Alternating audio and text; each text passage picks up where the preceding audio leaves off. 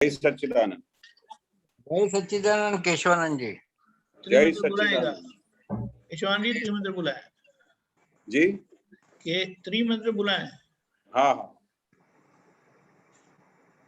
नमो वितरागाय, नमो वितरागाय, नमो अरिहंताणम, नमो अरिहंताणम, नमो सिद्धाणम, नमो सिद्धाणम, नमो आयरियाणम, नमो आयरियाणम, नमो वज्जायाणम, नमो वज्जायाणम, नमो लोये सव्व साहुणम, नमो लोये सव्व साहुणम, ऐसो पंचन मुक्कारो, ऐसो पंचन मुक्कारो, सव्व पावपणासनो, सव्व पावप्पणासनो, मंगलाणम च सव्वेसिम, मंगलाणं च सव्वेसिम, परमं हवै मंगलम।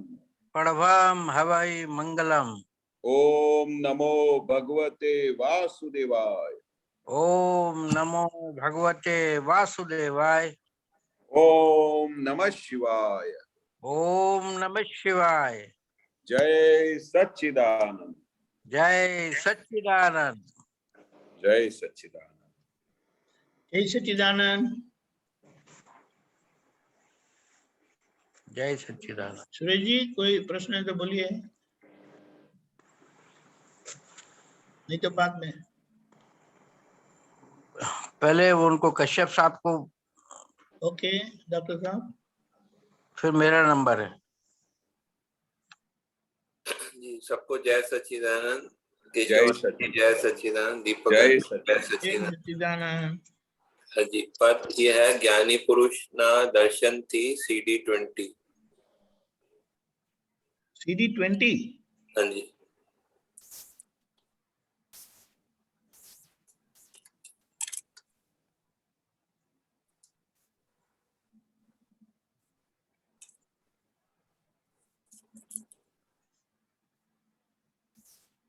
जी मिल गया जी। काम हो रहा है। हाँ ठीक। इसमें मैं अब उतनी देर पूछूं, थोड़ा सा शुरू करूं। हाँ बोलिए बोलिए। हाँ, थर्ड पैराग्राफ में है निकाली अवस्थे तीव्र कर्म रूप सुख दुख भ्रांति ओगर्षे। इसमें ये तीव्र कर्म रूप सुख दुख ये भ्रांति ओगर्षे थोड़ा अर्थ समझाइए। एक मिनट ना केशवानंद जी आ गया। हाँ।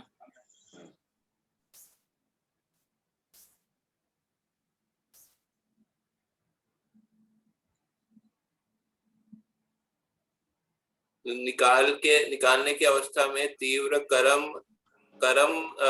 रूप सुख दुख भ्रांति ये सब डिसॉल्व होंगे, ऐसा कुछ समझ में आ रहा। थोड़ा थोड़ा पूरा बताएं। हाँ ये आ गया। हाँ। निकाली अवस्थे तीव्र कर्म,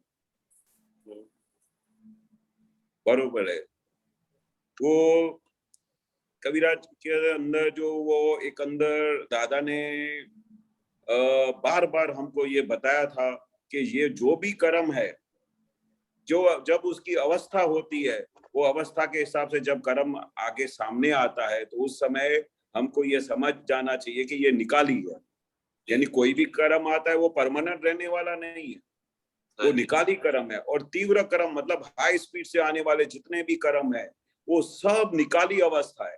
जैसे अवस्था सामने आती है, बरोबर, उस समय हमको ज्ञान हाजिर रखने का कि ये निकाली है। हर एक संजोग में जो भी अवस्था आती है वो निकाली अवस्था है।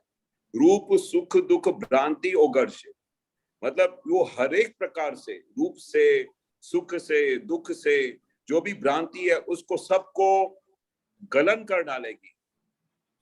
ये रूप की भ्रांति कौन सी होती है? रूप की भ्रांति, रूप की भ्रांति नहीं होती है। ये रूप जो हमारा है ये मेरा रूप है, ये मैं कितना अच्छा लगता हूँ, ये कितना मैं अच्छी तरह से बिहेव करता हूँ, ये पूरे पूरे रूप की तो पूरी बीमारी है। रूप के ऊपर ही तो पूरा अट्रैक्शन आता है।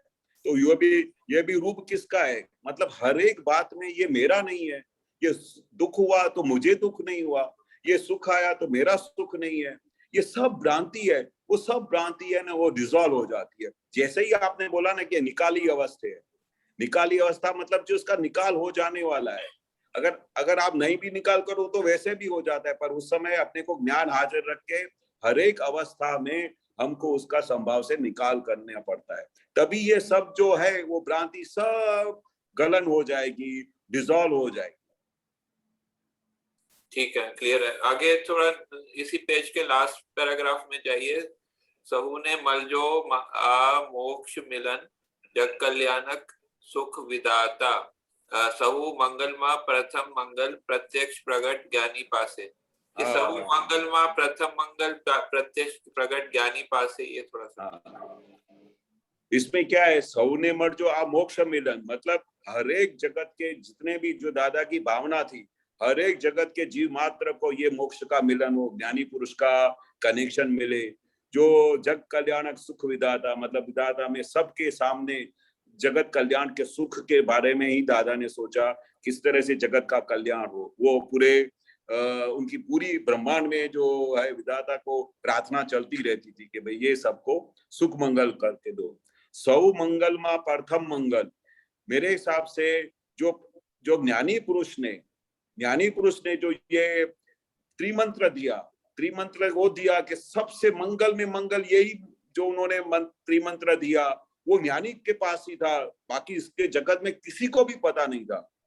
ये जो त्रिमंत्र का जो मिलन किया, जो अगर वो दादा ने बताया कि भाई जो मंगल में मंगल प्रथम मंगल कौन सा है कि त्रिमंत्र है, जो जिसमें तीनों धर्मों को एक जगह के एक प्लेटफॉर्म पे बिठा दिया, तो उसको उस मंगलमय मंत्र को जपने से सर्व प्रकार के सब मंगल हो जाते हैं। और सबसे पहला में पहला मंगल दादा ने मंगलाणम च सर्वेसी मतलब सर्व मंगल में मंगल, ये मंत्र है।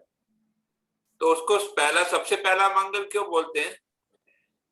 क्योंकि इसी मंगल से ये ऐसा जो त्रिमंत्र है, जो सब हर एक धर्म वाले अपने अपने तरफ से ओम नमो भगवते वाले अलग बोलते थे, ओम नमः शिवाय अलग बोलते थे, और जो त्रिमंत्र जो था वो नमो अरिहंताणम जैन वाले अलग बोलते थे। तो वो पूरा मंगलमय काम बरोबर नहीं करता था। जैसे कोई भी हम विधि करते हैं, गणेश देवता को अगर बिठाते हैं या कुछ भी करते हैं तो विधि करते हैं, तो सबसे पहले मंगल में मंगल चीज कौन सी होती है कि जो सभी धर्मों के देवी देवताओं को साक्षात नमस्कार करे। तो पहले हम किसी एक को करते, एक को नहीं करते, तो वो मंगल कैसे हुआ?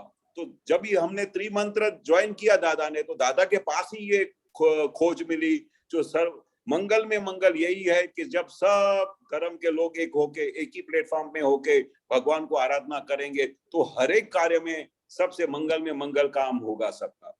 मंगल मतलब कल्याणकारी के अर्थ में आता है। हाँ, कल्याणकारी मंगल यानी आपने कैसे मंगलमय हो तो जना मतलब भगवान को जपने से कैसा मंगलमय हो जाता है, जीवन सफल हो जाता है। मंगल ही मंगल मतलब कुछ भी अपशुकुन नहीं होता है, कोई भी गलत चीज नहीं होती है, इसके लिए मंगल बोलते हैं। और हम पूजा क्यों करते हैं, भगवान को आराधना क्यों करते हैं कि भाई सबके घर में मंगल हो, सबके घर में सुख शांति हो। तो ये जो मुझे ऐसे समझ में आता है कि जो वो जो है मंगलकारी पुरुष को के गुणों को याद करते हैं, इसलिए वो सबसे जो है मतलब टॉप श्रेष्ठ पुरुषों को याद करते हैं जो मंगलकारी है और जो निष्पक्ष है, इसलिए वो सबसे मंगल है, ऐसा मुझे समझ में आता है। सही है? अभी ज्ञानी पुरुष के पास में तो हर एक चीज मंगलमय है, इसलिए तो लास्ट सेंटेंस में बोल दिया ना, प्रत्यक्ष प्रगट ज्ञानी पासे, जो हाजरा हुजूर भगवान है उनके पास ही ये सब, उनको टच करने से जीवन मंगल हो जाता है, उनको टच करने से मोक्ष मिल जाता है, इतना दादा ने बोला है। खाली उनका दर्शन करने से, तो ज्ञानी पुरुष का इधर होना भी सबसे बड़ा मंगल में मंगल चीज है। इसलिए भी लिखा है प्रत्यक्ष प्रगट ज्ञानी के पास में ही है, उनको देखने से, उनको टच करने से, उनको आराधन करने से वो मंगलमय जीवन हो जाता है। इसलिए बोला ज्ञानी पुरुष खुद भी हम उनको लास्ट मोमेंट पे आके उसका फाइनल डिसीजन ले सकते हैं, उसका पृथक्करण करके कि ये दादा जो कविराज कहना चाहते हैं कि प्रत्यक्ष प्रगट ज्ञानी पास से ही सब कुछ मंगलमय का प्रथम मंगलमय का स्टार्टिंग होता है। मतलब ये त्रिमंत्र के लिए लिखा है कि किसी और चीज के लिए लिखा है? मुझे ऐसा लगता है, मैं जितना समझता हूँ, क्योंकि वो सौ मंगल में प्रथम मंगल मुझे जितना याद है कि वो दादाजी ये स्त्री मंत्र के लिए बोलते थे। और अगर और कुछ दीपक आनंद जी को मैं पूछूं कि अगर वो उनको इनके सिवा और कुछ याद आ रहा हो।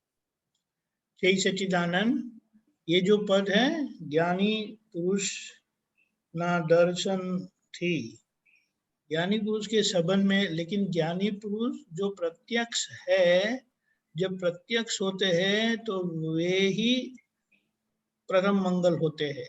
हाँ, सही बात। जब प्रत्यक्ष नहीं होते हैं तब वो त्रिमंत्र हमारा मंगलमय करवाता है, क्योंकि वहाँ ये लक्ष्य के साथ हम नमस्कार करते हैं कि इन महापुरुषों को मैं नमस्कार करता हूँ। यानी सही एड्रेस, सही पता वाला व्यक्ति को, पता वाले व्यक्ति को, सही गुण वाले व्यक्ति को हम नमस्कार करते हैं। आप समझे? इसीलिए आखिर में बताया ये मंगल, प्रथम मंगल प्रत्यक्ष प्रकट ज्ञानी पुरुष है। लेकिन ये प्रत्यक्ष तो होते नहीं ना कभी, इसीलिए जब ये प्रत्यक्ष होते हैं तो वो खुद ही त्रिमंत्र का प्रतीक है, खुद उनकी हस्ती, उनका होना ही। जब नहीं प्रत्यक्ष तो फिर त्रिमंत्र। हाँ, फिर मंत्र का हो जाता है वो। हाँ, ठीक है, क्लियर। अच्छा, नेक्स्ट पेज में जाइए तो उसमें लास्ट पैराग्राफ में है सर्वांगे सात्विक शुद्ध उपयोग सिद्धार्थ अमृत टपकंते सर्वांगे सात्विक शुद्ध उपयोग। इसका अर्थ समझाइए। सर्वांगे शुद्ध सात्विक शुद्ध उपयोग सिद्धार्थ अमृत। सर्वांगे मतलब हर प्रकार से प्योरिटी से जो अगर हमारा शुद्ध उपयोग रहता है, जो दादा बताते थे कि भाई हर पल, हर घड़ी, हर अवस्था में हमको शुद्ध उपयोग में, वो जो दादा ने हमको विज्ञान दिया उसमें बिठाया है। सिद्धार्थ अमृत टपके मतलब कंटिन्यूअस, अगर आप शुद्ध उपयोग में रहे तो निरंतर अमृत टपकता रहता है, वो शुद्धात्मा का लक्ष्य रहता है। तो वो निरंतर, जैसे दादा बोलते थे कि रात को मेरा सिर्फ निधि ध्यान करके आप सो जाओगे तो पूरी रात अमृत टपकता है। अमृत टपकता है मतलब क्या कि वो पूरे शुद्ध उपयोग में रहता है कि हम शुद्ध आत्मा। तो दादा ज्ञानी पुरुष का निधि ध्यान किया तो दिन रात उसके अंदर पूरी रात उनको अमृत टपकता है। तो यहाँ सात्विक क्यों लिखा है? सात्विक उपयोग के साथ में सर्वांगे सात्विक मतलब प्योर। अच्छा, प्योर मतलब कि वो कंप्लीटली प्योर है और वो ऐसा शुद्ध उपयोग जो है, शुद्ध उपयोग है। हाँ, सात्विक। जैसे सात्विक। सिद्धार्थ का क्या अर्थ होता है यहाँ पर? सिद्धार्थ जो सिद्ध करने वाला अमृत जो टपकता है, वो पूरा सिद्ध गति तक लेके जाने वाला अमृत टपकता है। सिद्धार्थ जिसने सिद्ध किया हो सबनी गुणों को। अच्छा, जो इस अर्थ में आत्मा के अर्थ में आएगा सिद्धार्थ। हाँ, आत्मा का मतलब ये जो जब वो अमृत टपकेगा तो उसको सिद्धार्थ बना देगा ना। सिद्धार्थ मतलब फुल स्टेज पे लेके जाएगा, फुल स्टेज के लिए। हाँ, सिद्धार्थ के लिए। अच्छा, ठीक है। निधि ध्यान से रहो श्वासोश्वास। फिर वो कविराज प्रार्थना करता है कि हे दादा भगवान, निरंतर आपका निधि ध्यान रहे हर श्वास में। ऐसा मैं श्वास लूं तो उस समय मुझे दादा दिखाई देने चाहिए। हर श्वासोश्वास में मुझे आपका निधि ध्यान रहे। माणियो मुक्ति सुख त्रि साजे मतलब अगर मुझे ये श्वासोश्वास निधि ध्यान मिल गया, शुद्ध उपयोग में रह के हमारे पूरे शरीर के अंदर जो प्योरिटी आ गई, अमृत टपकता रहेगा तो निरंतर श्वासोश्वास का निधि ध्यान रहेगा। फिर उसके बाद क्या होगा कि मुक्ति सुख आप मान सकोगे, अनुभव कर सकोगे। त्रिसाजे क्या होता है? हाँ, त्रिसाजे का शब्द पूछना पड़ेगा, मीनिंग क्या है मेरे को नहीं मिला। थोड़ा दीपक आनंद जी आपको मालूम है? त्रिसाजे किस संदर्भ में बताया? मुक्ति माण्यू त्रिसाजे, मुझे तो मन वचन काया लगता है। तो इसका क्या कहना चाहते हैं? मन वचन काया या फिर तीनों समय में। हाँ, तीनों समय हो सकता है, यानी त्रिकाल। अच्छा, और ये सर्वांगे सात्विक शुद्ध उपयोग थोड़ा आपका बता सकते हैं आपको क्या? सर्वांग का एक मतलब यह भी होता है कि सभी अवस्थाओं में सात्विक यानी परम पवित्र शुद्ध उपयोग होने से सिद्धत्व का अर्थ यानी सिद्धत्व का हेतु से अमृत टपकता रहता है सर्वांगे मतलब सभी सभी आपने क्या? अवस्थाओं में। अच्छा, सभी अवस्थाओं में। ठीक, क्लियर हुआ। धन्यवाद केशवनाथ जी। जय सच्चिदानंद। जय सच्चिदानंद। सूर्य जी। जय सच्चिदानंद केशवानंद जी। जय सच्चिदानंद प्रभु, जय सच्चिदानंद। जय सच्चिदानंद। हमारे दीपिकानंद जी बहुत वो करते हैं अंधकार को दूर करने के लिए। हाँ। कविता याद आ गई मेरे को अभी कि अंधकार से लड़ने को एक अकेला जुगनू संकल्प यदि चुन लेता है तो एक अकेला जुगनू सब अंधकार को हर लेता है। हाँ, सही बात। डॉक्टर, हाँ, मैंने पूरी मेहनत कर रहे हैं साहब। मेरे मन में एक प्रश्न आया था कि यह आत्मा परमात्मा कब बनती है साहब? हाँ? आत्मा परमात्मा कब बनती है? अरे वाह, कब बनती है? आत्मा परमात्मा तभी बनती है जब उसको आत्मा का अनुभव होता है, जो ज्ञानाकार होता है। आत्मा तो आत्मा ही है। आप ऐसा जब तक शब्द रूप है तो आत्मा है, पर जब परमात्मा हो गए, जो दादा बोलते हैं कि हमारे अंदर भगवान प्रकट हुए हैं, साक्षात परमात्मा है, ऐसा बार बार बोलते हैं, ऐसा नहीं बोलते थे। और आत्मा परमात्मा कब बनती है कि जब उसका फुल प्रकाश का अनुभव हो जाता है, साक्षात्कार हो जाता है। तब तक आत्मा है पर अनुभव में नहीं आया है, पर तभी परमात्मा का पद तब आ जाता है कि जब पूरा उसको सांस निरंतर का शुद्ध उपयोग रहे, हर पल छुटापना रहे, निरंतर की जागृति रहे और उसका वलन मोक्ष तरफ हो और केवल ज्ञान की तरफ गाड़ी चल पड़े, तो वो परमात्मा पद में आ गया। और फुल प्रकाश नहीं हुआ है। फुल प्रकाश तो तब रियल, होगा। अभी तक तो रियल और हम रिलेटिव को देखते आए। रियल का तो क्या है, कुछ समझता ही नहीं है कि रियल है कि नहीं है, क्या है, कुछ रियल करते रहते। क्योंकि क्या है, जब तक जिंदा मनुष्य रहेगा ना तो मोक्ष जा नहीं सकता, और मरा हुआ मनुष्य की आत्मा मोक्ष से वापस आ नहीं सकती। मरा हुआ मनुष्य की आत्मा मोक्ष से वापस आ नहीं सकती। तो अभी ये कुछ समझ में ही नहीं आता है कि रियल कब गया, कब आया, कहाँ जाएगा। बस रियल का अनुभव करते रहते हैं। हाँ, आत्मा का कभी विनाश होता ही नहीं है। आत्मा परमानेंट है, वैसा का वैसा ही है। न उसको कोई गर्मी छू सकती है, न उसको ठंडी छू सकती है, न उसको दुख छू सकता है। कहीं भी से वो हमेशा हर पल प्योर ही रही है। खाली हमारे पास उधर बादल आ जाने की वजह से, उसके अंदर आवरण आ जाने की वजह से, भ्रांति की वजह से उसका पूरा प्रकाश समझ में नहीं आता है, दिखाई नहीं देता है। बाकी उसी अज्ञान दशा में तो जो आप बोलते हो वैसा ही है, उसको पता ही नहीं चलता है कि कौन गया कौन आया।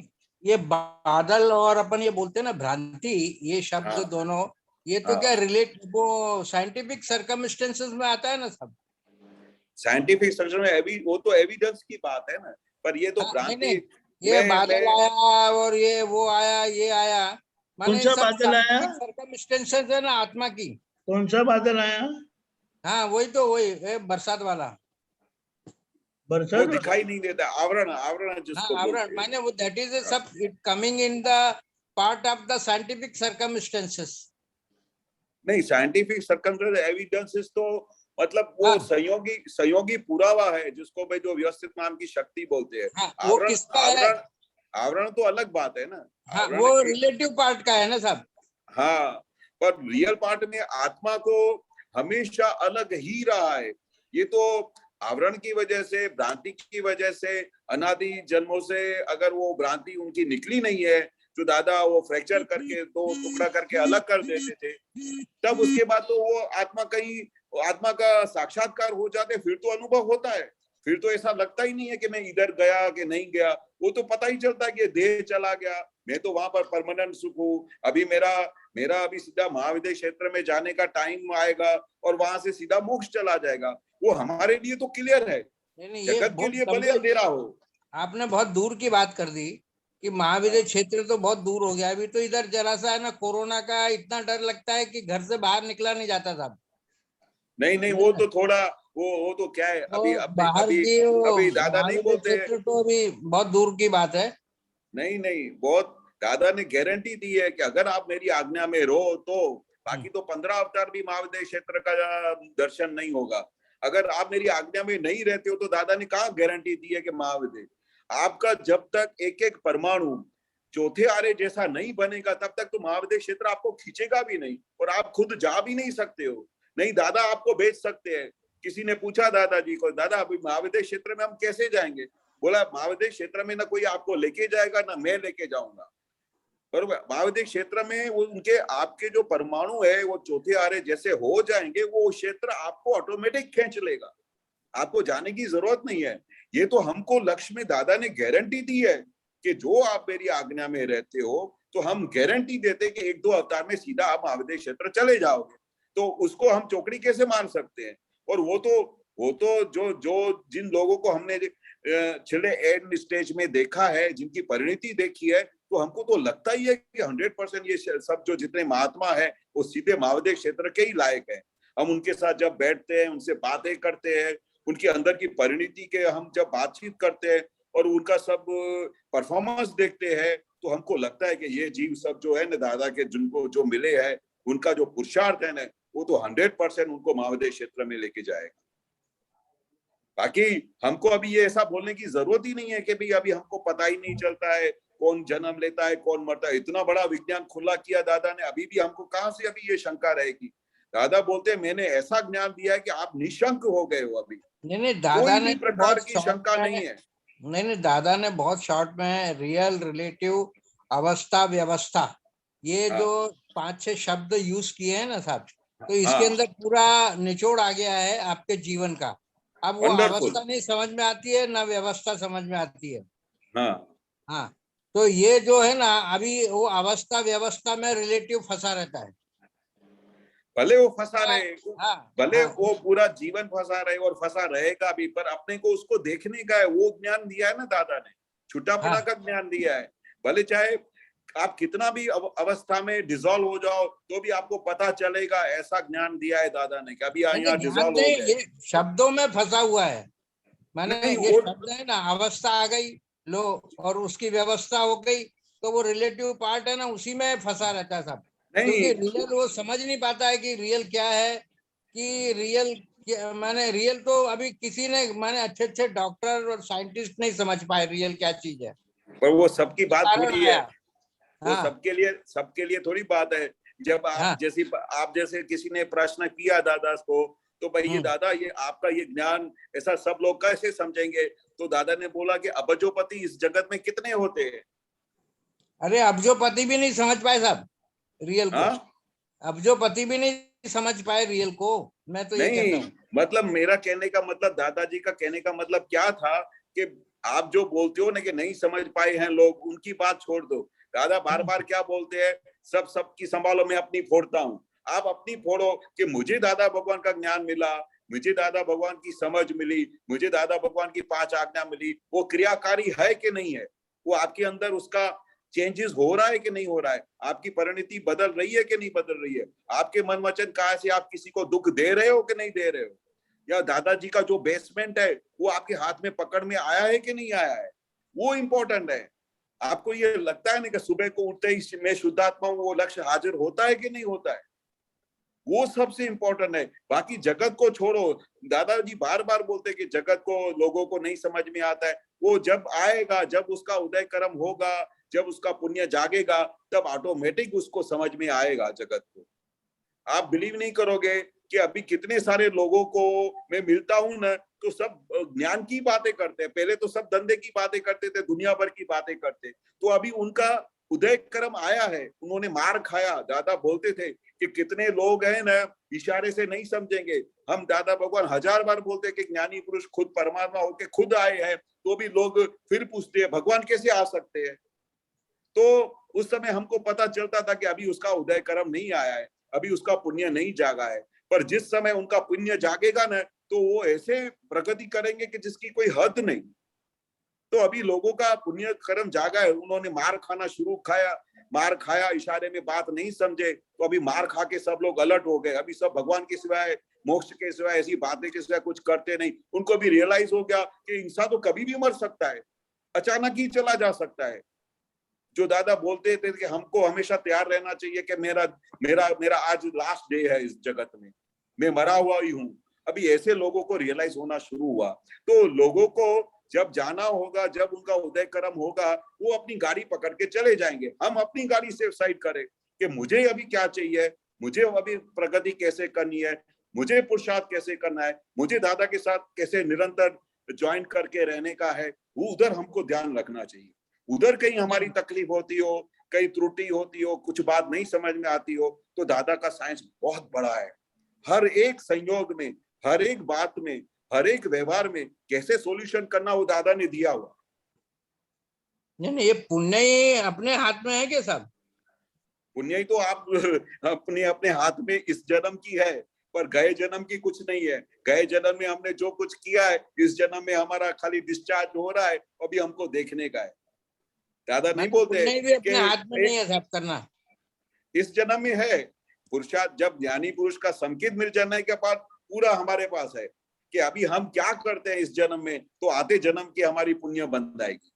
इस जन्म में हमारा व्यवहार क्या है, हमारा दादा की आज्ञा में कैसे रहते हैं, और हम किस तरह से अपने मन वचन काया से सबको सुख देते हैं, और किस तरह से हम सबको दान करते हैं, पुण्य करते हैं, सब जो भी इस जन्म में आप करोगे ना, उसका पुण्य आते जन्म में आके मिलेगा।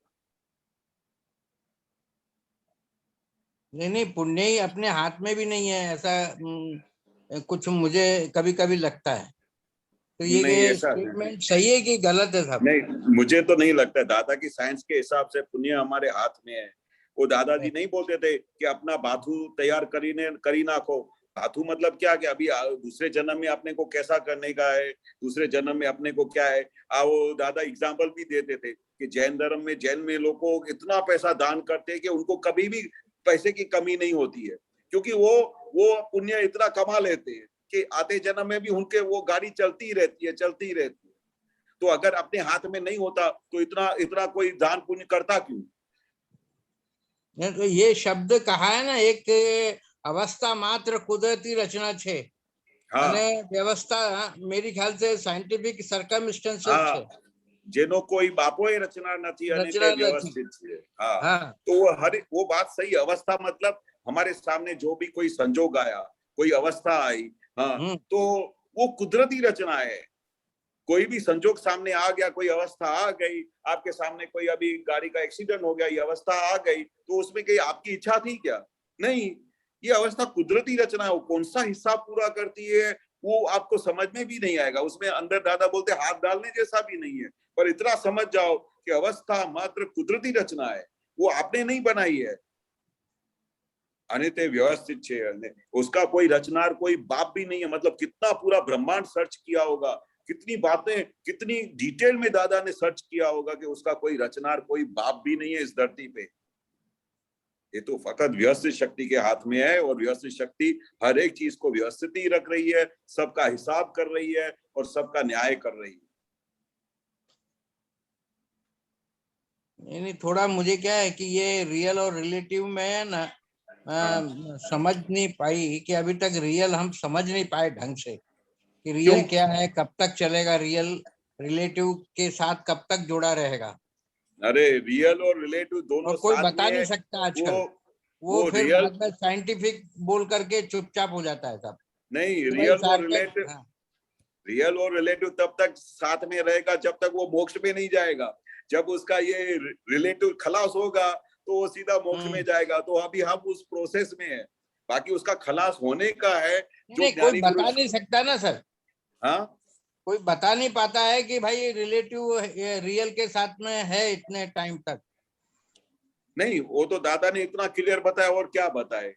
वो दादा ने बताया कि भाई ये 1-2 अवतार में सीधा आप रियल रिलेटिव सब अलग हो जाएगा, आपको केवल ज्ञान हो जाएगा, तभी आप मोक्ष जाएगा ना, सिमंदर स्वामी का दर्शन करके। इतना तो क्लियर दादा ने बता दिया कि अभी मैंने आपको वीजा दे दी है, बरोबर। कहाँ की वीजा दे दी है? मोक्ष में जाने की, सिमंदर स्वामी के द्वार पे जाने की। उधर खाली करना अभी क्या है कि ये ज्ञान में अगर आप आज्ञा में रहे 70% भी पालन किया तो वो सीधा आपका एक ही स्टेज बाकी रहेगा, वो एकाद अवतार इधर धरती पे या सिमंदर स्वामी के वहां पर होगा और सिर्फ सिमंदर स्वामी का आंख से आपका एक दूसरे से मिलन होगा, वहां से सीधा मोक्ष चले जाने का। तो दादा बोलते मैंने आपको वीजा दे दी ना।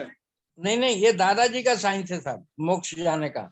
हाँ, बाकी नहीं, बाकी है ना, अलग अलग धर्मों में मैंने देखा कि जैन धर्म में अलग टाइप से मोक्ष जाने का साइंस बताया था, हिंदू धर्म में अलग टाइप से मोक्ष जाने का साइंस बताया है। हाँ, सही बात है। वो और तो दादा बोलते हैं धर्म में अलग जाने का साइंस बताया है। हाँ, वो तो दादा ने क्लियर बौद्ध किया वाले ना। निर्वाण बोलते हैं, हाँ, जैन वाले अलग बोलते हैं, हिंदू वाले बोलते हैं जो वेदों में लिखा है वो अलग टाइप का साइंस बताया मोक्ष जाने का साहब। और दादा ने एक महाविद्य क्षेत्र जैन वालों ने चूज किया है सर। मैं एक बात बताऊं, हर एक चाहे कौन से भी शब्द से उसको देखे, हर कोई हर धर्म वाले कैसे भी शब्द से उसको बोले, पर आप उसका डिटेल में अर्थ तो समझ जाते हैं ना कि मोक्ष यानी क्या, निर्वाण यानी क्या और उसका मीनिंग क्या। वो तो हर एक धर्म वाला अपने अपने हिसाब से ही बोलेगा ना। पर हमको ये बात तो क्लियर की है ना दादा ने कि हकीकत क्या है। हिंदुस्तान में ही है ना मोक्ष है, और उतना दूर कहाँ खरे तू महाविद्य क्षेत्र में जाने का सोचता है। नहीं, पर वही दादा ने बोला ना कि भाई मोक्ष में जाने के लिए कितने सारे लोग और कितने सारे लोग जो अभजोपति है, जो अपना पुण्य लेके आए हैं मोक्ष में जाने के लिए। आप मेरे को बताओ ना, दादा की हाजिरी में भी दादा बोलते थे कि मेरी हाजिरी में भी 50 से 70 हजार लोगों ने पूरे ज्ञान लिया दादा भगवान के हाजिरी में। अभी आप मेरे को बताओ, वो 50 से 70 हजार लोगों के जब दादा बात करते थे, उसका पूरे ब्रह्मांड की जो पॉपुलेशन है उसका कितना टका हुआ, मेरे को इतना बताओ। नहीं, अभी वो बहुत कम टका है। सबकी बात क्यों करते हो? जो पुण्यशाली जीव है जाने का, भाई बम्बई जाने का है ना, बहुत सारी ट्रेनें हैं, सब जा रही हैं बम्बई साहब। हाँ, तो अभी कोई दिल्ली से जा रही है, कोई कहीं से जा रही है। वो जैसे जिसको कन्वीनियंट होएगा, जिसको कन्वीनियंट होएगा वो वैसे जाएगा ना। बिल्कुल।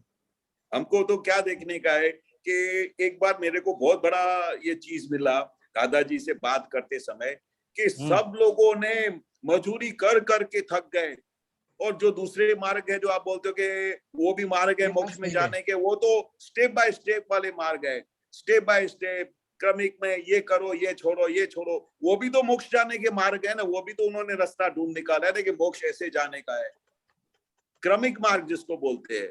ये दादा ने हमारा सब लोगों का जो पुण्य होगा, नहीं, मैंने बताया ना, ये जो 4-5 शब्द आपने बताए ना, जैसे मैंने थोड़ा कभी एनालिसिस करता रहता हूँ, तो ये रियल, रिलेटिव, अवस्था, व्यवस्था, अब उसी में आदमी है ना, अवस्था और व्यवस्था ही में वो फंसा हुआ है ना, समझ पाता है कि अभी ऐसी अवस्था आने वाली है और व्यवस्था वैसी होने वाली है। वो ये दोनों शब्दों में है ना, वो फिर एकदम शांत रहता है बिल्कुल सब जगह, ना अवस्था की चिंता करता है ना व्यवस्था की चिंता करता है फिर। पर हर एक का अलग अलग जाके बैठ जाता है। हाँ, वो हर एक का अलग अलग सिस्टम है, हर एक की अलग अलग समझ है।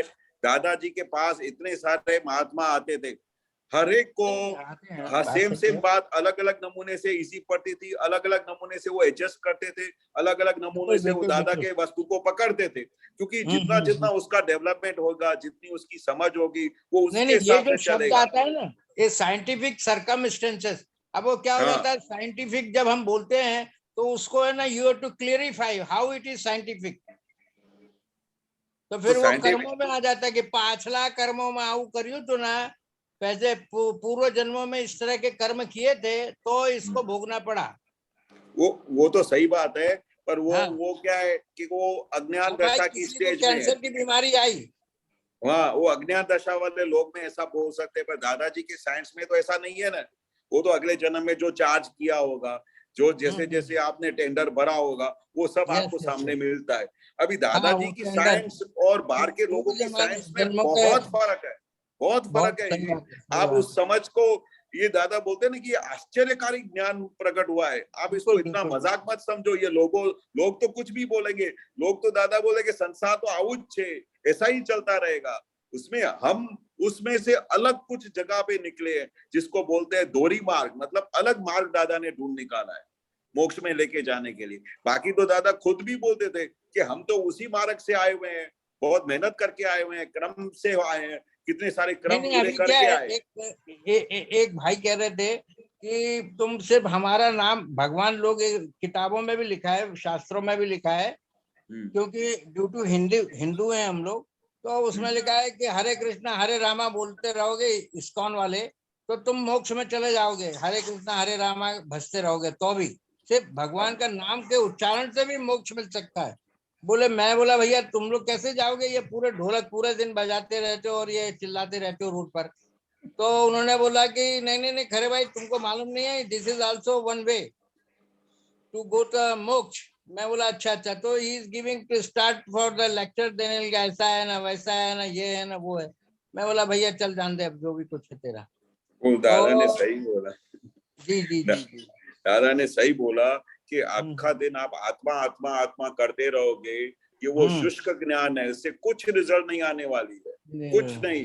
हाँ, आपको कुछ लाभ मिलेगा, संसारिक सुख मिलेंगे, ऐसा सब होगा, ऐसा नहीं है कि वो करने से उनको कुछ नुकसान होगा, पर पौद्गलिक सुख मिलेंगे, धन मिलेगा, वो मिलेगा, पर मोक्ष मिलना इम्पॉसिबल है। मोक्ष दाता, जब मोक्ष जो दाता होता है, जो ज्ञानी पुरुष होता है, वो संकेत देता है, तभी मोक्ष का सिक्का लगता है। बाकी आप अबजो वर्षों से, अबजो जन्मों से लोग भटक रहे हैं, ऐसा बार बार दादा बोलते हैं। अबजो जन्मों से भटक रहे हैं। हम सब कुछ लोग बहुत ही पुण्यशाली है जिनको दादा का कनेक्शन मिला है। वही दादा बोलते थे कि आपको पता नहीं है कि आप कितने पुण्यशाली हो। नहीं बात सही है। नहीं ये जो साइंटिफिक सर्कमस्टेंसेस शब्द है ना साहब, रिलेटिव पार्ट के लिए, ये है ना माने लागू पड़ता है वो पास्ट लाइफ का।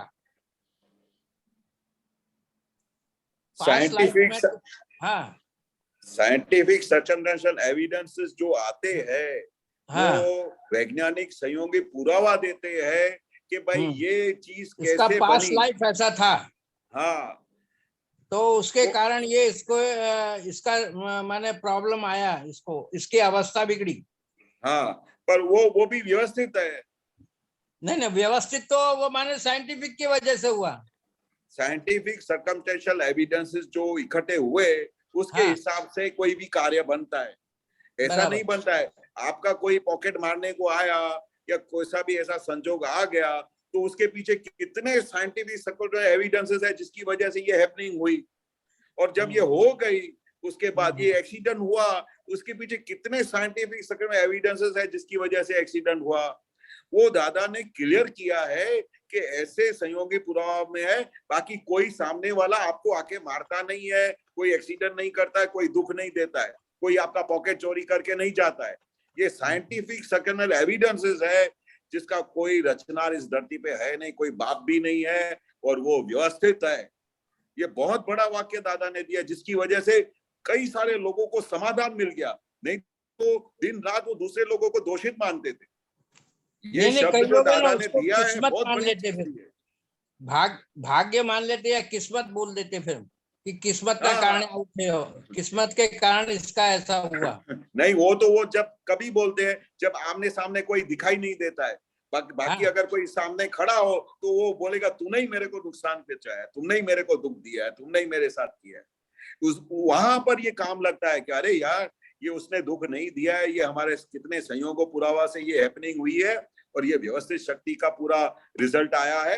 अभी उसको समझो कि ये हमारा लॉटरी लगा और इसको समाधान करके अभी शांत से ज्ञानी पुरुष जैसे ज्ञानी समझा के गए हैं, इस बात का समाधान करके संभाव से निकाल करो। इतना तो दादा ने क्लियर बताया हुआ है, बहुत क्लियर बताया। नहीं तो इतना तो मैं जानता हूँ कि आदमी शांत रहता है, क्योंकि साइंटिफिक सर्कमस्टेंसेस के कारण है ना वो चुपचाप ही रहता है, अवस्था व्यवस्था में पड़ा रहता है, चुपचाप ही रहता है, समाधान रहता है। बैठने मिला तो ठीक है, नहीं मिला तो अभी ठीक है। हाँ, नहीं बहुत बड़ा समाधान मिलता है सर, जिसको समाधान ही समाधान है पूरे जीवन में। जिसके पास बहुत ज्यादा बुद्धि हो ना, वो तो आदमी कोलैप्स हो जाए अगर ये इसको साइंस नहीं मिले। नहीं, शांति मिली रहती है साहब उसमें, क्योंकि रिलेटिव पार्ट है ना, वो सब एक शब्द है ना दादा के, कुछ हिसाब, फाइल, ये शब्द है ना, वो पूरा माने इस तरह से दादा बहुत बड़ा समाधान, हाँ, बहुत बड़ा बड़ी समाधान है। अरे उस बहुत जमाने में आप बिलीव नहीं करोगे, अभी तो बहुत फैशन वाली दुनिया हो गई है। मैं उस जी। समय बॉम्बे में था ना, तो ये दादा ने जब ये 4 वाक्य बोले थे ना, भोगवे एनी भूल, अथरामण टाड़ो, बन्यू रे न्याय, अरे एडजस्ट एवरीवेयर, वो लोगों ने बड़े बड़े 5-5 करोड़ के जो फ्लैट्स थे ना, उसने उधर बड़े बड़े शब्दों में डाल दिया था, किचन में डाल दिया था, ड्राइंग रूम में डाल दिया था। वो इतना काम करते थे जिसका कोई वर्णन नहीं हो सकता है साहब, वर्णन नहीं हो सकता है। तो ये क्यों वो लगाते थे कि हर पल मुझे याद रहे कि मुझे एडजस्ट होने का है, हर पल मुझे याद रहे कि अभी कौन भोग रहा है, कि मैं भोग रहा हूँ, सास भोग रही है कि बहू भोग रही है। उनको समाधान हो जाता था, सास का भी समाधान होता था, बहू का भी समाधान होता था। 2 भाई आपस में लड़ रहे हो, किसी ने सामने से पढ़ लिया, भोगवे नहीं भूल, बन्यूते न्याय, just everywhere, on the spot समाधान हो जाता था। इसलिए हर जगह पे ये पोस्टर लगाते थे। क्यों? दादा का साइंस है, वचन बड़ है, और वो हर पल उनको कितना भी बुद्धिशाली आदमी हो ना, उसका बुद्धि फेल हो जाता है और ऑन द स्पॉट समाधान में आ जाता है।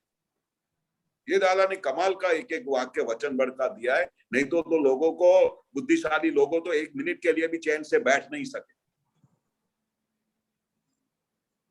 ये एक प्रश्न कभी कभी ये भी आता है, रियल का कुछ हिसाब किताब है कि नहीं साहब? रियल सबके साथ जुड़ जाता है, तो कुछ है सब, ये रियल का कुछ गुणा भाग है कि नहीं साहब संसार में? रियल तो दादा बोलते हैं ना, आत्मा का क्या हिसाब है? वो मोक्ष स्वरूप हिसाब है।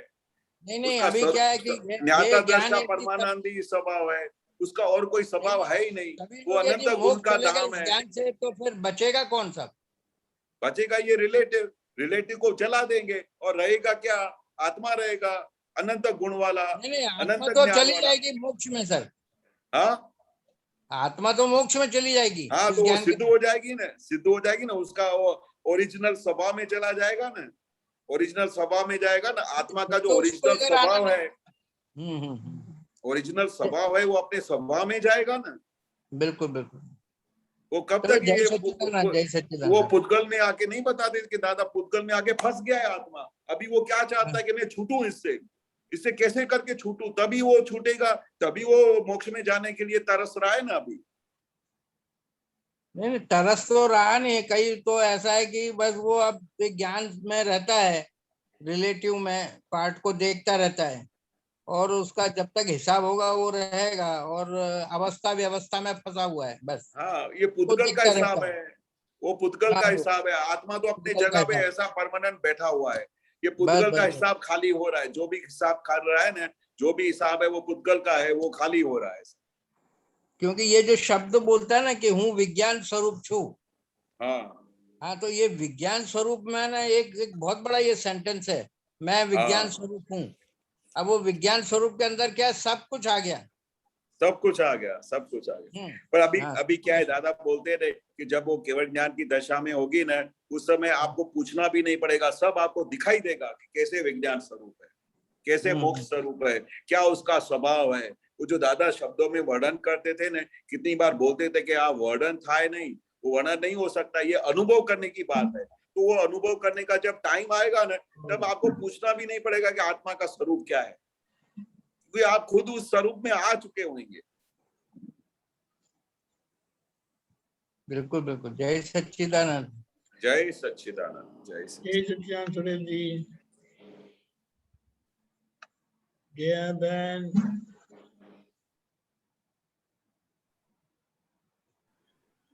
जय सच्चिदानंद केशवान जी, जय सच्चिदानंद, जय सच्चिदानंद।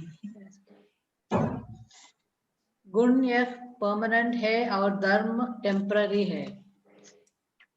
फिर से बोलिए। गुण, हाँ बरोबर, गुणो ए परमानेंट है અને धर्म टेम्पररी है। गुणो यानी आत्मा के जितने भी गुणों है जितने भी उनके दादा ने एक्सप्लेनेशन किया है कि आत्मा कैसे अनंत सुख का धाम है, अनंत ज्ञान वाला है, जो उनके गुण है वो परमानेंट है, वो कभी भी चेंज नहीं होते। पुद्गल चेंज होता रहेगा, सब कुछ, शरीर बदल जाएगा, चेहरा बदल जाएगा, पर जो आत्मा के जो गुण है वो परमानेंट है, वो कभी बदलते नहीं है। वो स्वरूप बनने के लिए अपने को क्या करने का है कि वो स्वरूप बनने के लिए उन दादा बोलते थे कि उन आत्मा के गुणों का आराधन करना चाहिए, 100 बार भी बोलना चाहिए, ऐसा बोलते थे दादाजी। ओके। धर्म, धर्म टेम्पररी है। धर्म यानी हर एक चीज के जो भी धर्म होते हैं वो सब टेम्पररी है, शॉर्ट टाइम के लिए। जो कई पांचों इंद्रियों के जो धर्म है वो क्या है, और शरीर के जो धर्म है वो क्या है, जो दुनिया के सब धर्म है वो क्या है, वो टेम्पररी है। पर उस धर्म में आप उस धर्म को फॉलो करते हैं या उसके हिसाब से चलते हैं तो आपको भौतिक सुख मिलेगा, पर गुणों का जो परमानेंट गुणों का जो आप आराधन करेंगे, जो परमानेंट है, तो उसे सीधा मोक्ष मिलेगा जी। बाकी धर्म तो सब टेम्पररी है। हाँ जी। अनदर वन इज भाव बंधन है और द्रव्य बंधन नहीं। Where is it? No, it is in my book. I've read somewhere. भाव थी बंधन छे, द्रव्य थी નથી।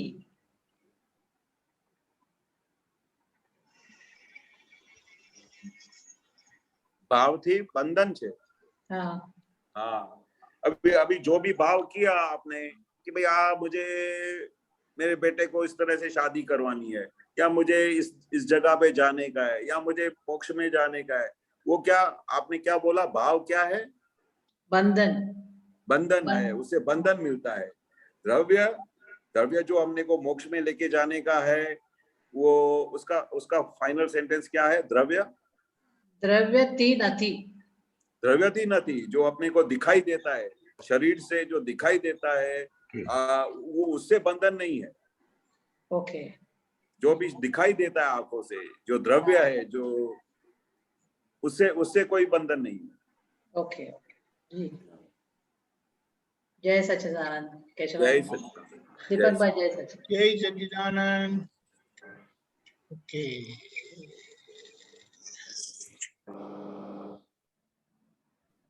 गीता बहन अलवर। जय सच्चिदानंद स्वामी जी। जय सच्चिदानंद। जय सच्चिदानंद। स्वामी जी, अभी जो आपने ये गुणों की बात कही थी ना, तो ये गुण तो आत्मा के अनकवर, दादाजी कह रहे हैं कि गुण तो आत्मा के अनकवर होते हैं सिद्ध में जाने के बाद, और अभी उसकी प्रज्ञा काम करती है, ऐसा दादाजी बता रहे थे। अभी क्या करती है? प्रज्ञा। अभी जो अपन को उसकी सुख की अनुभूति होती है, शक्ति की अनुभूति होती है, तो प्रज्ञा काम करती है अभी। प्रज्ञा होगा। हाँ, प्रज्ञा। हाँ, प्रज्ञा की बात कर रहे हो? हाँ, मतलब उसमें आप क्या कहना चाहते हैं कि भाई? मैं ये कहना चाहती हूँ कि मैं कल वो पढ़ रही थी दादाजी के आत्मवाणी 13, तो दादाजी कहते हैं कि जो गुण है ना आत्मा के, अनंत ज्ञान, अनंत दर्शन, अनंत शक्ति, अनंत सुख, ये अनकवर तो परमानेंट अनकवर तो सिद्ध क्षेत्र में जाने के बाद ही आत्मा को स्वयं की स्वानुभूति होती है। अभी प्रज्ञा रूप में काम करता है वो, उसकी प्रज्ञा के रूप में। हाँ, ऐसे दादाजी बोल रहे थे। हाँ, सही बात है, अभी प्रज्ञा के रूप में काम कर रहा है आपको। इसलिए दादा बात खास बोलते भी थे कि ये जो आत्मा के जो गुण है वो 50-50, 100 बार बोलना चाहिए, क्योंकि अपने को वो स्वरूप में पहुंचने का है। उस स्वरूप पे जब पहुंचेंगे तो उसका पूरा उगाड़ हो जाएगा, खुला हो जाएगा, फिर वो पूरा। पर वहां पर पहुंचने के लिए प्रज्ञा शक्ति हमको हेल्प करती है, इसलिए प्रज्ञा शक्ति को दादा बोलते थे वो अंदर से कि आप ये बार बार बोलते रहना है। हाँ, आप समझे? तो ये प्रज्ञा शक्ति अंदर अपने को उस मुकाम तक लेके जाने के लिए दादा बोलते हैं बहुत बड़ा काम कर रही है। और प्रज्ञा शक्ति कब प्रकट होती है? ये ज्ञानी पुरुष के ज्ञान मिलने के बाद होती है, बाकी नहीं प्रज्ञा शक्ति प्रकट होती है। ये अपने को हमारा मोक्ष मार्ग का फाइनल डेस्टिनेशन का कनेक्शन मिल गया है, इसलिए हमारी प्रज्ञा शक्ति अभी काम कर रही है। क्योंकि अभी हमको वो फाइनल स्टेज पर लेके जाने के लिए, जब वो फाइनल स्टेज आएगी उस समय वो वहां से प्रज्ञा शक्ति पूरी हो जाएगी और केवल ज्ञान का पूरा दर्शन खुला हो जाएगा। तो वो दादा बोलते थे कि भाई वो आपको उस समय खुद ही दिखाई देगा। अभी हमारे को शब्द में तो सब समझ में आ गया है, हमको प्रतीति बैठ गई है, लक्ष्य भी हो गया है, पर अनुभव में आने का वो बाकी है। वो जो उसके लिए दादा ने बताया कि अभी ये पुरुषार्थ करो। इस तरह से हमको आज्ञा देते थे कि आत्मा के जो गुण है उनके जब भी फ्री टाइम मिले उस समय 100 बार बोलते रहो, अनंत ज्ञान वाला हूँ। तो ऐसे धीरे धीरे ये खुलता जाएगा, ये सब अंदर धीरे धीरे सब जो आवरण है वो सब टूट जाएंगे और आत्मा के जितने भी गुण है वो सब प्रकट हो जाएंगे। ये बहुत लाभकारी है। हाँ, ये है ना, जैसे हम बोलते हैं मैं शुद्ध आत्मा हूँ, मैं शुद्ध आत्मा हूँ, तो ये तो फिर शब्दों में या मैकेनिकल हो जाएगा। यदि हम गुणों के साथ बोलेंगे तो वो बहुत पावरफुल हो जाएगा और बिलीफ भी पक्का हो जाएगा उससे कि मैं शुद्ध आत्मा ही हूँ। पर एक बार क्या है, तो दादाजी बोलते थे कि अनंत अवतार से मैं ऐसा बोल के आऊं कि मैं केशव हूँ, मैं ये हूँ। तो दादा बोलते ये अभी आटा तो वापस खोलना पड़ेगा ना। तो धीरे धीरे धीरे वो क्या है, ये हम वो आटे सब वापस खोल रहे हैं। तो मैं शुद्धात्मा हूँ, मैं ये नहीं हूँ, मैं शुद्धात्मा हूँ। ऐसा करते करते करते पूरा जब सहज हो जाएगा ना, तब बोलने की भी जरूरत नहीं पड़ेगी। पर अभी अनादि का अध्यास इतना चढ़ा हुआ है सर पे, तो उसको वो तोड़ने के लिए दादा ने बताया कि ये ऐसा बोलते रहने का। तो ऐसा बोलते रहने से धीरे धीरे धीरे जब आपको छुट्टा हो जाएगा और आपको यकीन में बदल जाएगा कि मैं शुद्धात्मा ही हूँ, फिर आपको हर जगह पे खुद के अंदर भी दिखाई देगा और पूरे जगत में भी शुद्धात्मा और रियल रिलेटिव दिखाई देगा, सहज रीत से दिखाई देगा। पर ये प्रोसेस है, ये प्रगति का मार्ग है। दादा बोलते थे ये प्रगति का मार्ग है, पुरुषार्थ का मार्ग है। जितना आप पुरुषार्थ करोगे उतना आपकी प्रगति होगी, उतना आपको सुख अनुभव होगा। आपको आप पूरे पुरुषार्थ में वो कैसे पता चलेगा कि आपका अंदर का सुख बढ़ेगा। आपको अंदर का सुख बढ़ेगा तो आपको पता चलेगा कि मेरा पुरुषार्थ सही है। परफेक्ट। और स्वामी जी, दादाजी ने एक ऐसे भी बोला था कि मेरी तो कोई पीठ भी देख लेगा ना तो भी मोक्ष है। क्या बोला? फिर से बोलो। पीठ, मेरा तो कोई बैक भी देख लेगा, पीठ भी देख लेगा तो भी मोक्ष में चला जाएगा। 100%। हाँ, लेकिन फिर मुझे वहां लगा कि वहां विज्ञान कहाँ काम करेगा। मतलब वो तो भाई पीठ तो एक पुद्गल पार्ट ही तो है ना, वो कैसे किस संदर्भ में दादाजी कहते थे? वो दादा की क्या बोलते थे कि वो दादा उसका महिमा समझाने चाहते थे कि भाई ज्ञानी पुरुष खुद 14 लोक का नाथ, ब्रह्मांड का स्वामी ऐसे आए हैं, तो उनका कितनी बार तो ये भी बोलते थे कि उनको टच करने से भी मोक्ष हो जाएगा। फिर बोलते थे कि ज्ञानी पुरुष की टोपी का भी दर्शन किया होगा तो भी उसका मोक्ष का कनेक्शन मिल जाएगा। कोई पीठ से भी देखा होगा कि अरे ये दादाजी जा रहे हैं तो भी उसका काम हो जाएगा। ऐसी उनकी महिमा है। ऐसे ज्ञानी पुरुष को वो दादा बोलते हैं, ऐसा आपको अहोभाव होगा ना, वो अहोभाव ही आपको मोक्ष लेके जाएगा। ज्ञानी पुरुष क्या है, अरे मैंने दादा का दर्शन किया, ऐसा उसको अंदर से जो भाव हो गया, उसको ऐसा कहीं ना कहीं से उसको कनेक्शन मिलेगा, मोक्ष मार्ग का कनेक्शन मिलेगा और सीधा वो मोक्ष चला जाएगा। क्योंकि इसके बीच के अंदर, वो दर्शन के अंदर, वो कितने सारे साइंटिफिक सर्टेन एविडेंसेस काम करते हैं मोक्ष लेके जाने के लिए। इसलिए दादा ने बोला कि अरे वो दादा बोलते थे कि खाली ऐसा पग पे टच करके भी गया होगा ना तो भी उसका काम हो जाएगा, और ऐसे काम होते थे। तो ये बहुत बड़ी चीज है, ज्ञानी पुरुष की महिमा है। वो ज्ञानी पुरुष क्या है उसका शब्दों में वर्णन नहीं हो सकता था। और जो ये दादा बोलते कि जगत के लोगों को इतनी शक्ति नहीं है कि वो भगवान को परख सके, इसलिए दादा को बोलते थे कि मुझे ऐसा बार बार बोलना पड़ता है कि भाई ज्ञानी पुरुष यानी क्या होते हैं। उनके पीठ का भी दर्शन करेगा तो मोक्ष हो जाएगा, उनका सामने से खाली टच किया होगा तो मोक्ष हो जाएगा, उनका टोपी देखा होगा तो मोक्ष हो जाएगा। ऐसा बोलते थे ताकि लोगों को भगवान की अहमियत का पता चले। क्योंकि नहीं तो दादा क्या बोलते थे कि लोगों को अगर ऐसी आंखें होती तो मुझे ये कहना भी नहीं पड़ता कि ज्ञानी पुरुष आए हैं, काम निकाल के जाओ, मेरे को विधि करने को आना, सत्संग में आना, ऐसा बोलना चाहिए। अगर भगवान मिल गया हो तो फिर कुछ बोलने की जरूरत है। पर हमारे लोगों को दादा बोलते थे कि उनको ऐसी आंखें ही नहीं है जो हीरे को परख सके, इसलिए ज्ञानी पुरुष को अलग अलग बार नहीं तो 100 बार 100 अलग अलग चीजें बोली होगी दादा ने कि ज्ञानी पुरुष यानी क्या। ज्ञानी पुरुष यानी मोक्ष का दान देने वाले दाता है, ज्ञानी पुरुष जो मोक्ष लेके जाते हैं, ज्ञानी पुरुष जो अनंत जन्मों के सबके पापों को भस्मीभूत कर देता है, ज्ञानी पुरुष यानी जो हर घड़ी हर पल लोगों को सुख देता है। कितनी सारी बातें बोली है। पर ये दादा का ये बहुत बड़ी चीज थी कि जो दादा बोलते थे कि ताकि लोगों को भगवान के लिए अहोभाव पैदा हो, और वो उनके अहोभाव पैदा हो गया तो वो भाव ही उसको मोक्ष लेके जाएगा। और स्वामी जी जैसे अभी ये बात कर रहे थे कि स्वामी नारायण भगवान के या कृष्ण भगवान के जो भक्त हैं, कृष्ण कृष्ण राम राम करते हैं, तो कभी कृष्ण जब तीर्थंकर बनकर आएंगे तो मोक्ष की प्राप्ति तो इनको होगी ही, क्योंकि आत्मा तो स्वतः ही ऊर्ध्वगामी क्षेत्र में जाता ही है। तो कई बार मैं ऐसा सोचती हूँ कि किसी का कुछ भी व्यर्थ तो नहीं जाता ना। कभी कृष्ण भगवान जब आएंगे तो वो तीर्थंकर भगवान कराएंगे तो मोक्ष की यात्रा तो उनको मिलेगी ही नहीं। डिस्कनेक्ट हो गए स्वामी जी आप? हाँ लगता है, एक मिनट।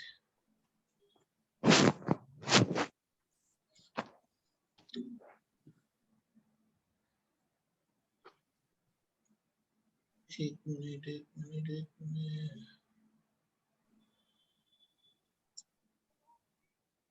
ये बात सही है कि जो लोग अनजाने में भी जो अभी श्री कृष्ण बोलते हैं या श्री राम बोलते हैं, तो वो पुण्य इकट्ठी कर रहे हैं कि जो पुण्य का स्टॉक बनने के बाद उनको कहीं ना कहीं जो हाजिर है उनका कनेक्शन मिल जाता है। ऐसा है ना, जिसके पास पैसा नहीं है वो 5 पैसा 10 पैसा 50 पैसा 1 रुपया जमा करता रहता है, तो करते करते कभी वो ढेर सा हो जाएगा तो उसका लाभ मिल जाएगा। यानी बात सही है, कोई ऐसी बेकार नहीं जाती जाने में, क्योंकि वे जानते हैं या नहीं जानते, लेकिन उनके भीतर शुद्धात्मा भगवान है, ऐसा है, इसीलिए। हाँ, और कोई है आपके पास अभी प्रश्न के लिए? हाँ आप बोलिए। ठीक है, जय सच्चिदानंद आगे है। हाँ ठीक है, जय सच्चिदानंद। सच्चिदानंद अनुबेन। जय सच्चिदानंद दीपक आनंद जी, जय सच्चिदानंद आनंद जी and महात्माओं. What is darshan moh and charitra moh and difference between them? या ऐसा है कि जब ज्ञान नहीं होता है यानी खुद की पहचान नहीं होती है तभी मोह ही रहता है। और वो जो मोह, अरे ये क्या हो गया, हाँ, वो जो मोह है वो हमें भटकाता रहता है, यानी 4 गति में भटकना पड़ता है। वो मोह का स्वभाव ही ऐसा है और इसे मोह कहते हैं बस। लेकिन जब ज्ञान मिलता है तो ज्ञान मिलने के बाद ये मोह जो है, जो बंधन करता है, उसमें से जो बंधन वाला भाग है उसे दर्शन मोह बताया। ओके। और जो रह जाता है उसे चारित्र मोह कहा। यानी उसको क्या बोलेंगे कि ज्ञान की प्राप्ति के पहले जो भी है वो कुछ भी करेंगे तो बंधन ही है जी। मुक्ति उनको नहीं हो सकती, इसीलिए उसे मोह कहा। So that is attachment you mean? Attachment? क्या बताया? Attachment कहा जाता है इसको। मोह का मतलब है सेल्फ इग्नोरेंस। Okay. और उसके कारण अटैचमेंट वगैरह सब कमजोरियां आती है। Okay. लेकिन ज्ञान मिलने के बाद जो कुछ भी रह जाता है वो मोह है, लेकिन उसको अच्छी तरह से बताया कि वह चारित्र मोह है। चारित्र मोह यानी जो भरा हुआ है वो खाली होता हुआ मोह है और वो बंधन करता नहीं है। लेकिन अगर उसको आप शुद्धात्मा दृष्टि से नहीं देखेंगे तो उस चारित्र मोह से मुक्ति नहीं होगी, आपको अनुभव नहीं होगा। ओके।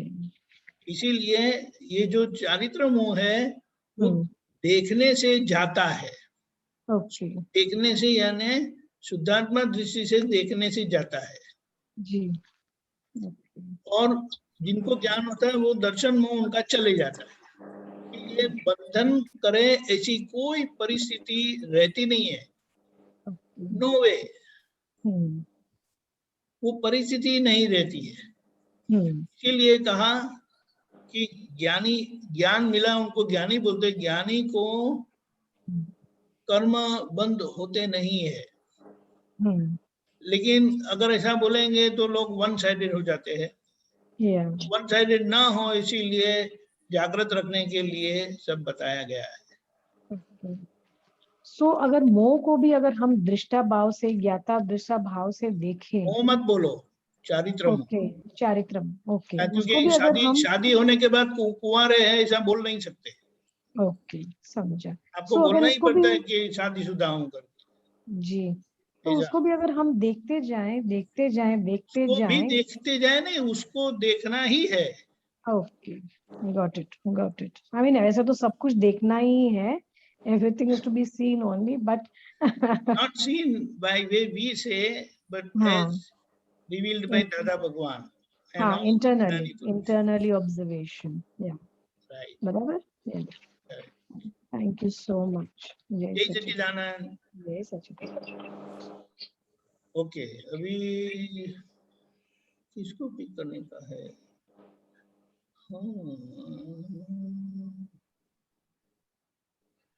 वैसे हमारा समय हो चुका है, लेकिन अगर किसी को एक प्रश्न पूछना है तो हम समय है थोड़ा सा। ओके हेमा बहन बोलिए, अनम्यूट करिए पहले। हाँ बोलिए बोलिए। હમણાં આપતસૂત્ર વાંચતી હતી એમાં હતું કે કોઈ પણ દાદાજી કહે છે કે કોઈ પણ ક્રિયા તમે કરો એને બંધન છે. હવે આ જે સત્સંગ કરીએ છે એ પણ ક્રિયા તો થઈ છે જ, તો એ બંધન કહેવાય કે શું કહેવાય? આ પ્રશ્ન પૂછીએ, તમે જવાબ આપો છો, એ સ્વાધ્યાય રૂપે આપણે કરીએ છીએ જે કરીએ છીએ. કારણ દાદાએ તો કીધું તું બધું પાંચ આજ્ઞામાં તમે રહો તો તમને મળે, પણ એ દાદાએ સિદ્ધાંત બધા આપ્યા, પણ સિદ્ધાંત આપણને સમજમાં આવવા જોઈએ, એના માટેનો સત્સંગ હોય. એ બંધન છે કે શું જ કહેવાય?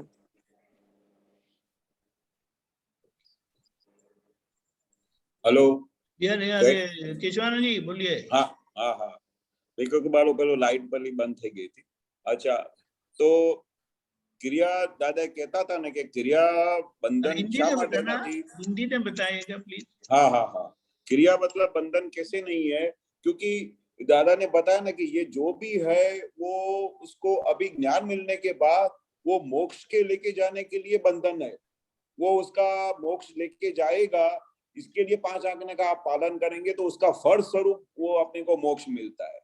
तो मोक्ष जाने के लिए कोई भी क्रिया का अपना बंधन नहीं है, पर बाहर के हिसाब से जहाँ पर ज्ञान दशा नहीं है, जहाँ मोक्ष मार्ग नहीं है, तो वो हर एक क्रिया बंधन। और इसमें क्यों रिलेटिव रियल तरफ जनारू है, बराबर है? हाँ, क्यों हमको बंधन नहीं है? क्योंकि हम दिन रात हर पल अलग रहते हैं।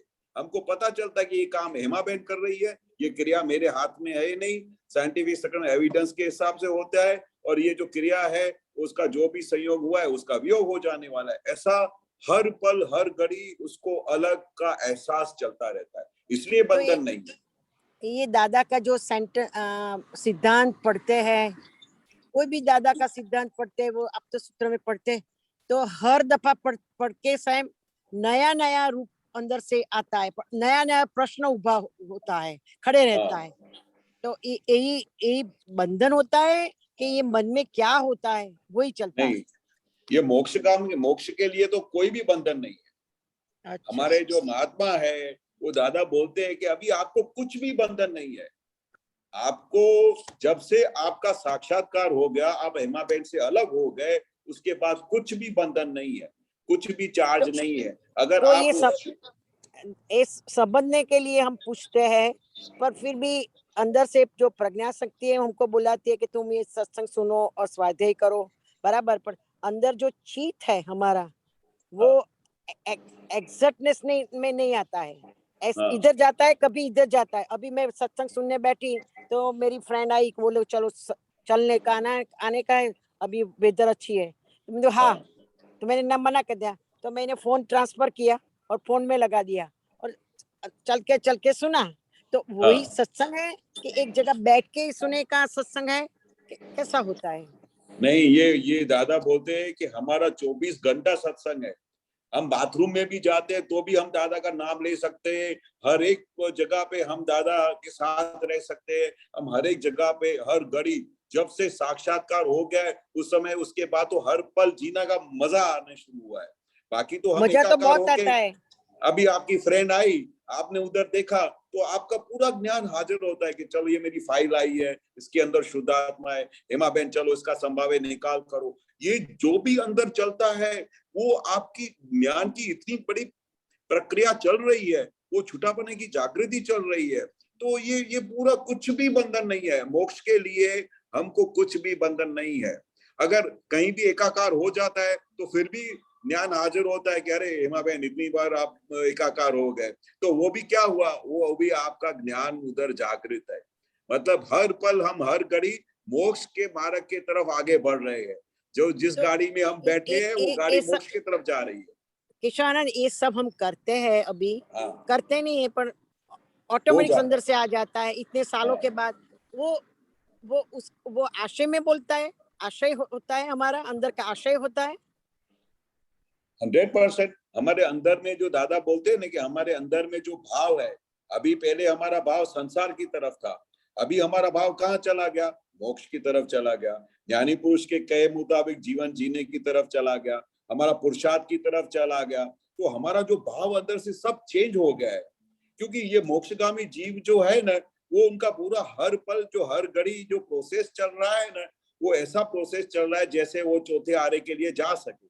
जैसे दादा ने एक सिंपल बात बोली कि भाई चौथे आरे के जाने के लिए अगर इधर हम सबको मन वचन का कि एकात्म भाव हो जाएगा तो वो चौथा आरा जो है हमको खींच लेगा।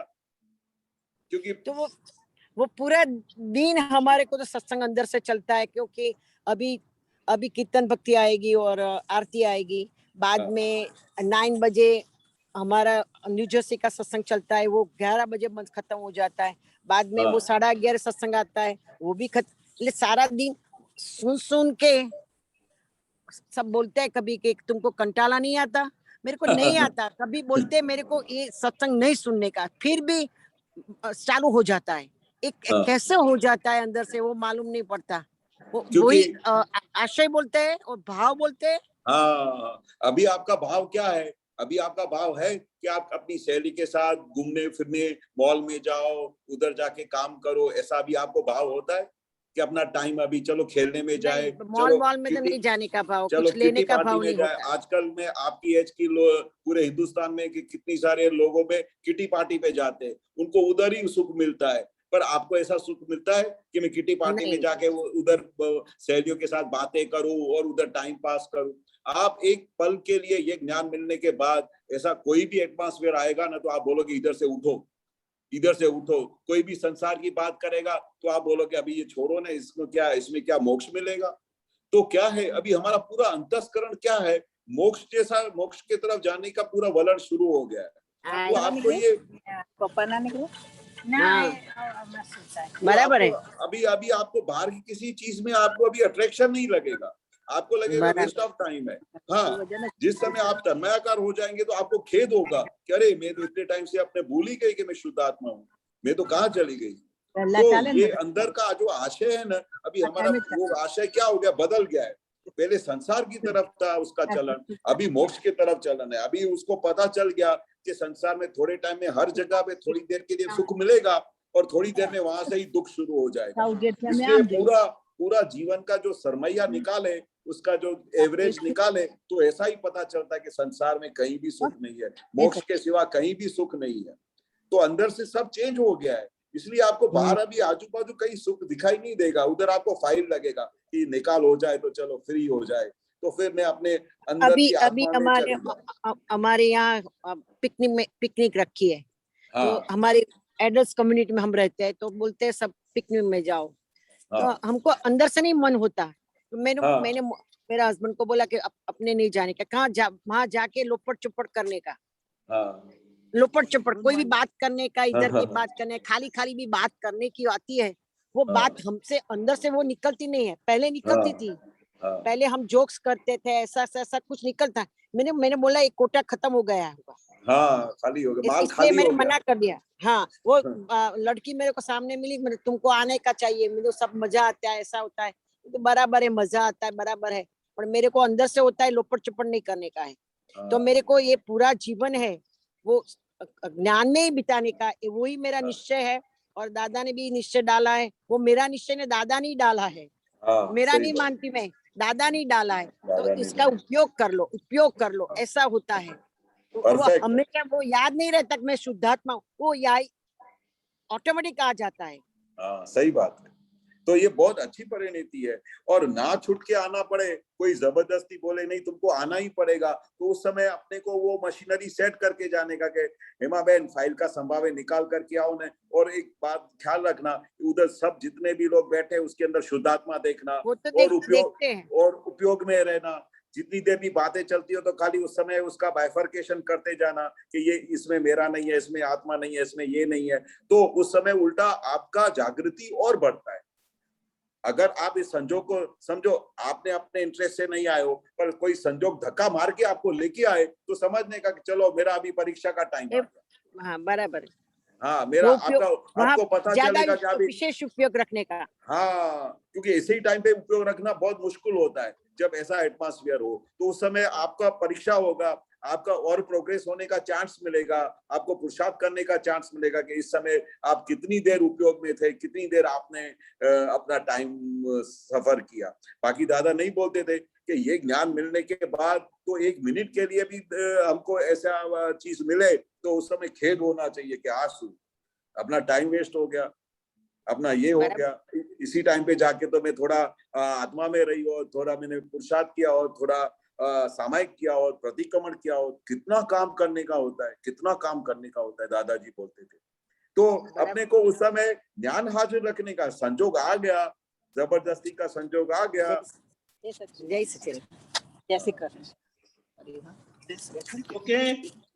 ओके, जय सच्चिदानंद, हमारा टाइम हो गया। जय सच्चिदानंद, जय सच्चिदानंद। विश्वानंद जी त्रिमंत्र बुलाएगा, बोलिएगा। त्रिमंत्र बुलाए। नमो वितरागाय, नमो वितरागाय, नमो अरिहंताणम, नमो अरिहंताणम, नमो सिद्धाणम, नमो सिद्धाणम, नमो आयरियाणम, नमो आर्यरियाणम, नमो वज्रायाणम, नमो वज्रायाणम, नमो लोए सव साहुणम, नमो लोए सव साहुणम, ऐसो पंचन मुक्कारो, ऐसो पंचन मुक्कारो, सव्वपावप्पणासनो, सव्वपावप्पणासनो, मंगलाणं च सव्वेसिं, मंगलाणं च सव्वेसि, परमं हवै मंगलम्, परमं हवै मंगलम्। ओम नमो भगवते वासुदेवाय, ओम नमो भगवते वासुदेवाय, ओम नमः शिवाय, ओम नमः शिवाय। जय सच्चिदानंद, जय सच्चिदानंद, जय सच्चिदानंद।